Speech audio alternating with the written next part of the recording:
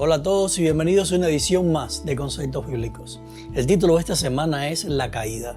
Otra manera de ver o entender la caída del hombre en pecado sería por medio de la pregunta ¿qué fue lo que pasó? Ahora, si no entendemos bien qué fue lo que pasó, lo más probable es que tampoco comprendamos bien cómo Dios soluciona lo que pasó. Y si no entendemos bien cómo Dios soluciona lo que pasó, entonces lo más seguro es que estemos viviendo y enseñando un evangelio de obras, pero no el evangelio de Jesucristo. Comencemos.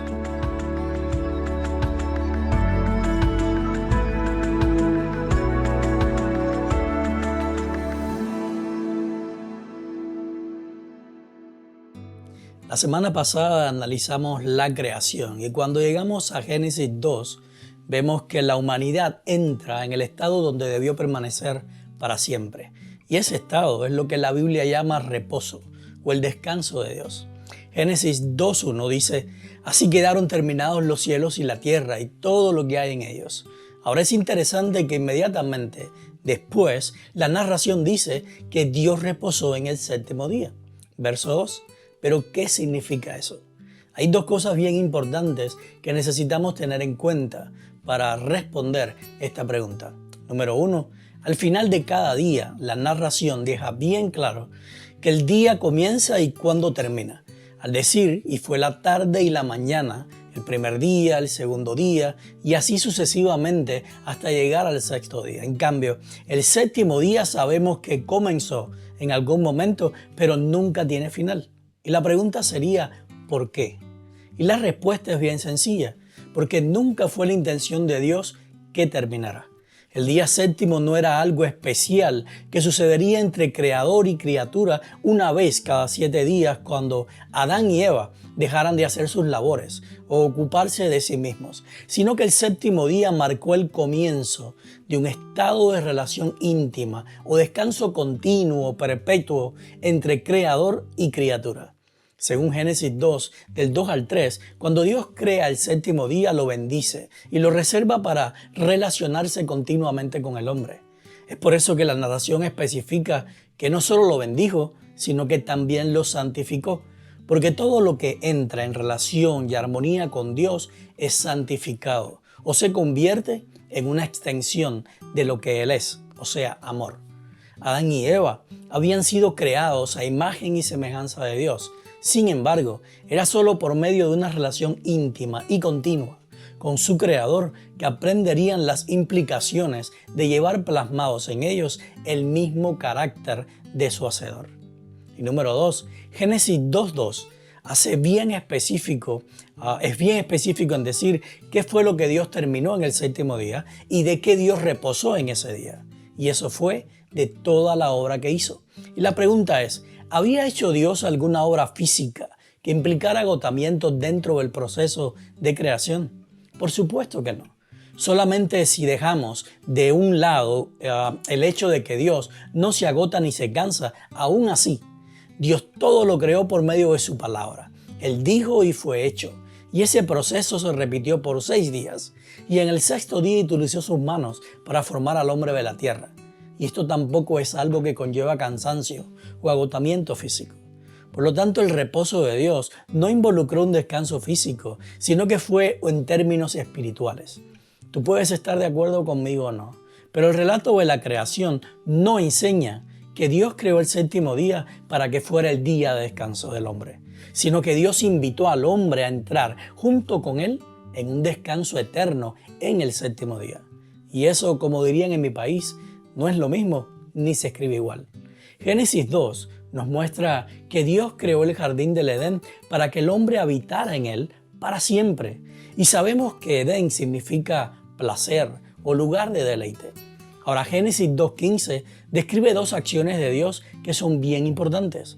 La primera es tomar al hombre y la segunda es poner al hombre en el Edén. Cuando nosotros escuchamos esto en nuestras mentes, se dibuja una mano que toma al hombre y lo pone de un lugar y lo pone en otro. Sin embargo, eso no es el mensaje que involucra el texto. La palabra que se traduce como tomar es en hebreo lakaj y ciertamente significa tomar, pero no se refiere a cambiar un objeto de lugar o una persona, sino a tomar en el contexto del matrimonio. Y se puede traducir como obtener, buscar, recibir, adquirir, tomar en matrimonio o casarse. Por otra parte, la palabra que se traduce como puso es en hebreo yanaj, que literalmente significa descansar, reposar o hacer a una persona descansar.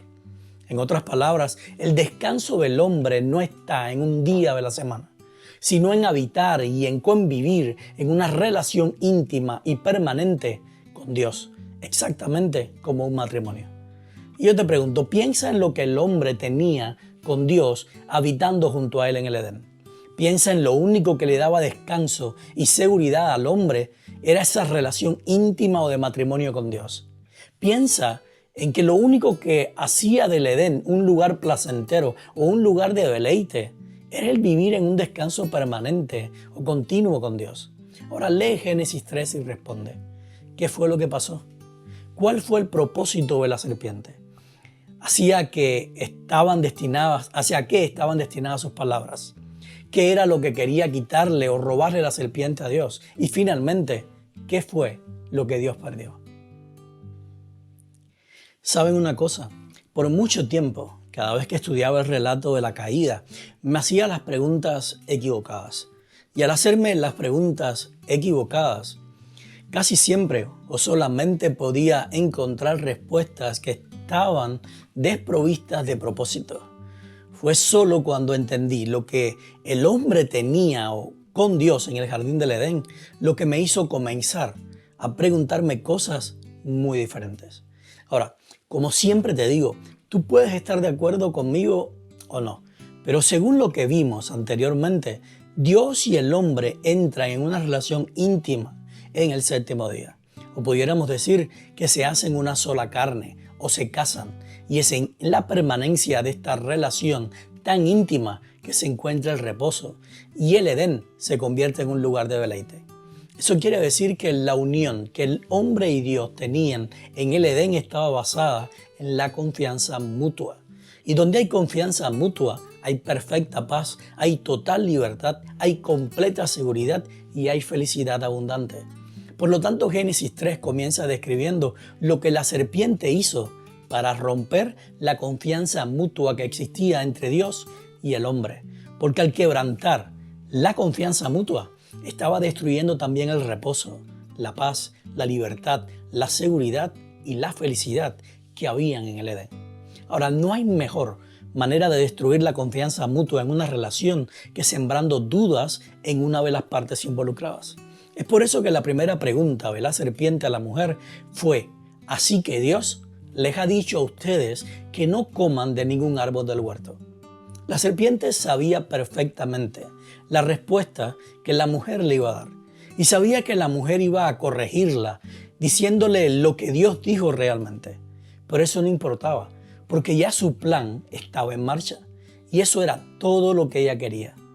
Hay un principio muy importante dentro de la creación, el cual es el fundamento de la confianza mutua, que no es otra cosa que la fe.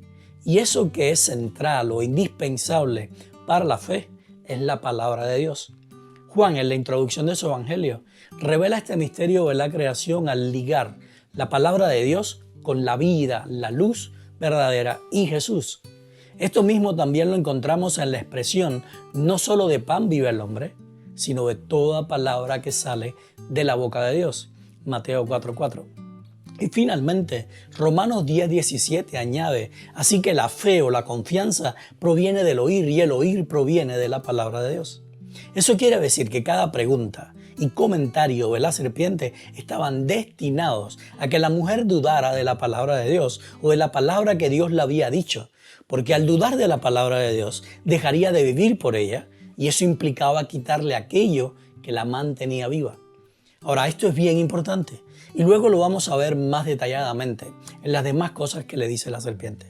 Pero necesitamos entender que la vida del hombre estaba en la relación íntima y continua con Dios. O lo que es lo mismo, la vida del hombre estaba en permanecer en un estado de reposo o descanso en la palabra de Dios. En Proverbios 8:36, Dios dice, quien me rechaza se perjudica a sí mismo. Quien me aborrece ama la muerte. Y la versión Dios habla hoy lo dice de esta manera. Apartarse de mí es poner la vida en peligro. Odiarme es amar la muerte. En otras palabras, la muerte no es el castigo de Dios por la desobediencia del hombre a su ley o a un mandato divino, sino que la muerte es la consecuencia natural de dejar de vivir, de toda palabra que sale de la boca de Dios. Y yo te pregunto, lee Génesis 2:17. ¿Qué dijo Dios y qué no dijo Dios? ¿Acaso Dios dijo que el día que comieran del árbol, Él los mataría? ¿O que haría un juicio contra ellos para determinar si eran culpables o no, para luego, por medio de su justicia, pagarles con la muerte por ser lo que ellos se merecían debido a su desobediencia? Y si nada de esto dijo Dios, entonces, ¿de dónde lo sacamos? ¿O por qué suponemos que es lo que está implícito en sus palabras? ¿De dónde sacamos tanto el texto como en el contexto de esta declaración que Dios es el agente ejecutor de la muerte? ¿Quién nos ha hecho creer que la justicia de Dios consiste en darnos lo que nos merecemos? El plan de la serpiente consistía inicialmente en hacer que la mujer repitiera lo que Dios le había dicho sobre las consecuencias de comer del árbol del conocimiento del bien y del mal. Ahora noten que la serpiente nunca habló de muerte o de la acción que conduciría a la muerte, sino que indujo a la mujer para que lo dijera ella, porque de esta manera lograba que la mujer asociara la muerte con Dios y no con ella o con la serpiente. Mientras que en la mente de la mujer resonaba la aseguranza de muerte por parte de Dios al decirles, el día que comas del fruto ciertamente morirás, Génesis 2:17, la serpiente pretendía quedar como la salvadora o la portadora de vida al asegurarle a la mujer todo lo contrario. Cuando le dijo, ciertamente no morirás, Génesis 3:4. El objetivo de Satanás al decir esto no era introducir una nueva creencia teológica o hacer que la humanidad comenzara a creer que era inmortal o lo que ahora llamamos la inmortalidad del alma, sino hacer que el hombre comenzara a ver a Dios no solo como el dador de la vida, sino también como el dador de la muerte, porque de esa manera lograría quebrantar su intimidad con Él y la confianza que ella le tenía. Es por eso que lo siguiente que dice la serpiente es, Dios sabe muy bien que cuando coman de ese árbol se les abrirán los ojos y llegarán a ser como Dios, conocedores del bien y del mal. Génesis 3:5. En otras palabras, la serpiente le dijo a la mujer, Dios no confía en ustedes de la misma manera en que ustedes confían en Él. Porque Dios, sabiendo algo muy bien sobre la verdad de ese árbol o de lo bueno que sería para ustedes, Él prefiere mantenerlos solo para Él y decirles que comer de su fruto les traerá la muerte. Así es como se rompe una relación de confianza mutua. Y eso fue exactamente lo que hizo la serpiente.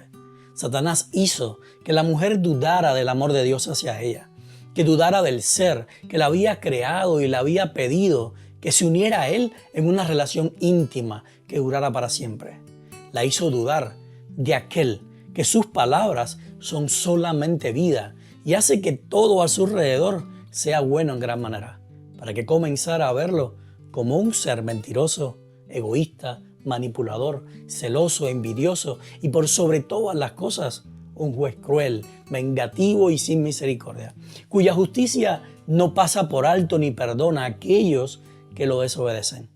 Es por eso que una vez que ambos comieron del fruto, el solo percibir su presencia cerca de ellos hizo que corrieran espantados de miedo para esconderse de Dios. La escritora y comentadora bíblica Ellen White dijo al respecto, el enemigo del bien cegó el entendimiento de los hombres, para que éstos mirasen a Dios con temor y le considerasen severo e implacable.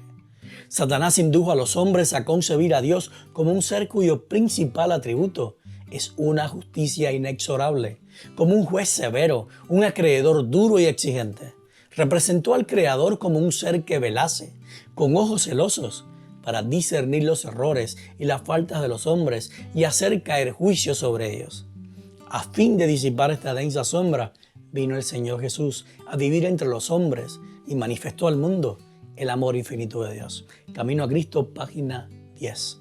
Ahora, las intenciones de la serpiente iban mucho más allá de solo hacer que el hombre dejara de confiar en Dios y dejara de verlo como el Dios creador que obra solamente por medio de procesos de creación y vida, para que comenzara a verlo como un Dios del bien y del mal, un Dios de la vida y de la muerte, o un Dios creador y destructor al mismo tiempo. Sino que la serpiente también introduce la idea de que la justicia de Dios es retributiva y no restaurativa. Dios nunca había dicho que su justicia implicaba pagar o retribuir al desobediente con muerte.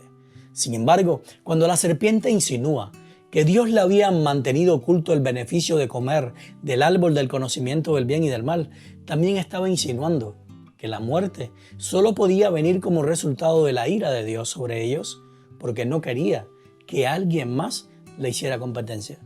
Fue en el Edén donde la serpiente liga por primera vez la ira de Dios con su justicia. Y si la justicia es una consecuencia de su ira, entonces tiene que ser punitiva o retributiva, porque de lo contrario no sería un Dios justo. Lee Juan 8:44. ¿Qué significa que el diablo es padre de mentira? ¿Qué significa que el diablo ha sido asesino u homicida desde el principio? ¿De qué principio estaba hablando Jesús? ¿Por qué Jesús le dice a los fariseos que ellos son hijos de su padre el diablo? ¿Cuáles eran los deseos del diablo que los fariseos querían cumplir? Lee Juan 8:37 y 40. ¿Cuál es el deseo que era constante en los fariseos y que constantemente buscaban la forma de llevar a cabo? Lee Juan 8:42. ¿Cuál es el principio que dio Jesús para reconocer a los que obran de acuerdo a Dios? ¿Te das cuenta que Dios ama a quien sale y viene de Él, mientras que el diablo destruye a quien sale y viene de Dios? ¿Cuántos de la humanidad hemos salido y venido de Dios? Lee 1 de Juan 3 del 11 al 15. ¿Todo el que aborrece y mata a otro ser humano está con Dios o está con el maligno? ¿Te das cuenta que en todos estos textos la diferencia entre Dios y Satanás desde el principio es que Dios ama a los hombres, mientras que Satanás mata o destruye a los hombres? Para el bonus de esta semana vamos a tocar algunos puntos del resto de Génesis 3. Muchas personas ven en esta parte indicios de un juicio investigador que Dios lleva a cabo como juez para determinar culpables y luego dictar sentencia. Sin embargo, yo creo que la narración va por un camino bien diferente. Primeramente, Dios sabe todas las cosas, y el hecho de que Dios no estuviera visualmente presente en el momento en que la mujer come del fruto y lo comparte con el hombre, no quiere decir que estaba ajeno a lo que estaba ocurriendo. Y quizás algunas personas pudieran preguntar, ¿y si Dios sabía lo que estaba pasando, por qué no intervino? Al final hubiera evitado tantas desgracias y sufrimiento. Y esto es cierto. Dios podía haber evitado quizás parándose delante de la mujer y cerrándole el paso, o simplemente gritándole que se detuviera. Pero la pregunta sería, ¿qué hubiera logrado realmente con eso? Nuestra tendencia es a ver el pecado como una acción. Sin embargo, la acción es solamente el fruto o una consecuencia del pecado, pero no es el pecado en sí. El problema en el Edén no fue que la mujer y el hombre comieron del fruto, sino que dejaron de creer y vivir de cada palabra que sale de la boca de Dios para comenzar a creer y a vivir de cada palabra que salía de la boca de la serpiente. Si Dios le aguantaba la mano a Eva para que no tomara el fruto y lo comiera, entonces todo lo que la serpiente dijo con respecto a él hubiera quedado afirmado como cierto. Por otra parte, ¿qué impedía que Eva hubiera encontrado otra oportunidad para hacerlo si ya había dejado de confiar en Dios? O tal vez nunca lo hubiera intentado hacer de nuevo, pero ya no sería por amor a Dios, sino por temor a las consecuencias. En segundo lugar, si Dios no estaba ajeno a lo que había sucedido, entonces las preguntas que hace al hombre y a la mujer no estaban destinadas a investigar algo, sino a restaurar lo que habían acabado de perder. El hombre había acabado de perder la confianza mutua que tenía con Dios. Y para restablecer una relación de confianza mutua nuevamente, es necesario tomar responsabilidad de lo que se ha hecho. Cosa que el hombre nunca hizo en todo el relato del capítulo 3, sino que más bien hizo lo contrario. El hombre y la mujer rehusaron a tomar responsabilidad al buscar culpables fuera de ellos, haciendo finalmente a Dios el único responsable de todo por ser el creador de todas las cosas. Ahora, quizás tú no estés de acuerdo conmigo en esto, pero yo voy a sugerir que Dios tomó en ese momento sobre sí la responsabilidad que el hombre le pasó como creador de todo. Y es precisamente responsabilizándose que Dios le da solución a lo que había pasado. Ahora, antes de explicar esto, quiero tocar brevemente algo que comúnmente se le llama las maldiciones de Dios, o el castigo de Dios, o la sentencia del juicio de Dios para la creación. Y es que, de alguna manera, hemos llegado a creer que el juicio de Dios conduce a la muerte, el mal y las maldiciones, pero también conduce a la esperanza y a la promesa de la salvación. Ahora, yo no sé si te das cuenta, pero esta idea encierra la esencia del dualismo, porque estamos diciendo que el juicio de Dios actúa bajo dos principios que se contraponen entre sí, como lo son el bien y el mal, la vida y la muerte, las bendiciones y las maldiciones. Por lo tanto, lo que Dios dice en los versos del 14 al 24 no son sentencias de su juicio, sino que simplemente Dios está informando al hombre todas las consecuencias de su decisión. En otras palabras, es lo que Pablo dijo en Gálatas 6:7. Todo lo que el hombre siembre, eso también cosechará. Finalmente, como ya les había dicho, Dios asume la responsabilidad que el hombre le lanzó encima por ser su creador. Y es por eso que Dios mismo decide someterse a juicio. Quizás esto sea una idea bien descabellada para ti, debido a todo lo que siempre has creído, pero simplemente date la oportunidad de considerarla.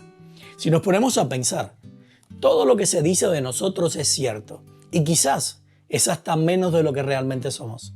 En cambio, todo lo que se dice de Dios no es cierto.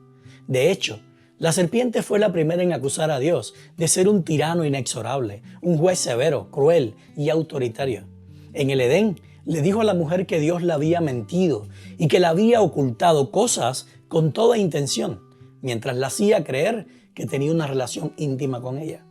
Lo acusó ante la humanidad y todo el universo de ser egoísta, manipulador y hasta de amenazar de muerte a todo aquel que quisiera ser como él. Por otro lado, tenemos al hombre, quien después de creerle a la serpiente, decide no confiar más en Dios y hasta culparlo de sus decisiones por el simple hecho de haberlo creado. Y la pregunta sería, ¿qué hace Dios al respecto? Dios hace dos cosas. Número uno, no defenderse. Porque defenderse de las acusaciones de alguien implica acusar de mentirosa a la persona que está diciendo algo en contra tuya. Y Dios no es acusador de nadie. Por otra parte, Dios podía verbalmente decir todo lo que realmente Él es. Sin embargo, siempre sería su palabra contra la de la serpiente. Y al final, siempre quedaría la duda. Y número dos, Dios en vez de defenderse y hablar en favor de sí mismo, lo que hace es exponerse a ser juzgado por nosotros. Los que creyendo la palabra de la serpiente decidimos desconfiar de Él. ¿Y sabes cómo lo hizo?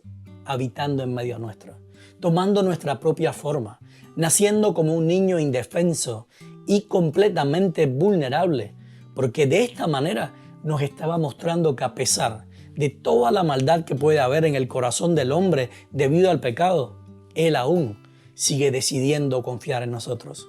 Dios en la persona de Jesús nos mostró su verdadero carácter. Y no fue solo con palabras, sino que lo hizo por medio de constantes acciones y muestras de bondad, amor, gracia, misericordia y perdón.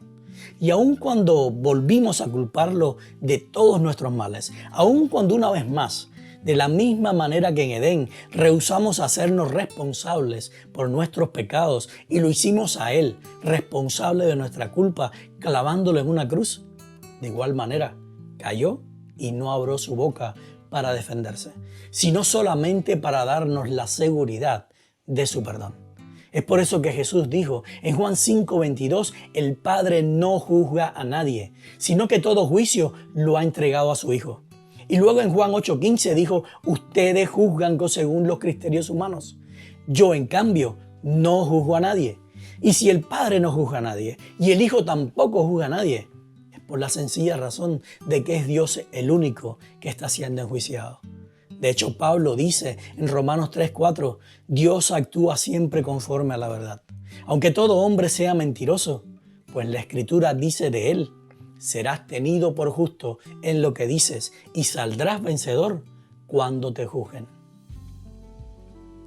Hemos llegado al final del estudio de hoy y espero que hayas podido entender que lo único que Dios pide de nosotros es que le demos la oportunidad de ganarse nuestra confianza. Dios no pretende ni demanda que le creamos de la noche a la mañana, porque Dios sabe muy bien que la confianza de alguien solo se puede obtener después de innumerables y constantes muestras de amor y bondad por un largo periodo de tiempo y bajo todo tipo de circunstancias, especialmente aquellas que son extremas. Pablo dijo en 1 Corintios 13, del 4 al 7, Dios es paciente y bondadoso. Dios no es celoso, ni fanfarrón, ni orgulloso, ni ofensivo. Dios no exige que las cosas se hagan a su manera. Él no se irrita ni lleva un registro de las ofensas recibidas. Dios nunca se da por vencido, jamás pierde la fe, siempre tiene esperanzas y se mantiene firme en toda circunstancia. Que Dios te bendiga y nos vemos la próxima semana.